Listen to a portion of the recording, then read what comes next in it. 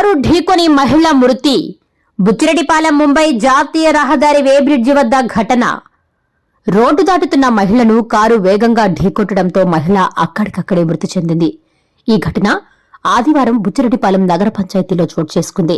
స్థానికుల వివరాల మేరకు సంగం మండలం జెండాదిబ్బకు చెందిన షేక్ రహ్మత్ పనుల నిమిత్తం బుచ్చిరెడ్డిపాలెం నగర పంచాయతీ పరిధిలోని ముంబై జాతీయ రహదారిపై ఉన్న వే బ్రిడ్జి వద్ద రోడ్డు దాటుతుండగా నెల్లూరు వైపు అతివేగంగా వస్తున్న ఏపీ 40H3647 అనే నంబరు గల టయోటా గ్లాన్జా కారు ఢీకొట్టడంతో మహిళ సినిమా పక్కీలో అక్కడికక్కడే మృతి చెందింది.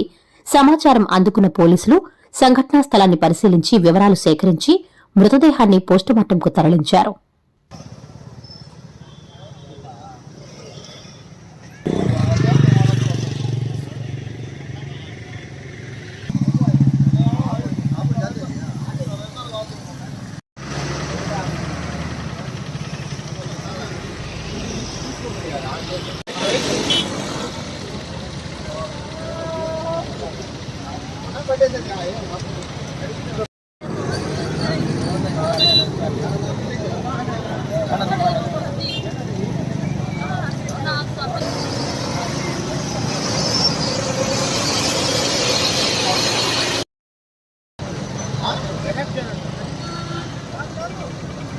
వాళ్ళ అడిగి ఆధార్ కార్డు అయితే ఇప్పించండి.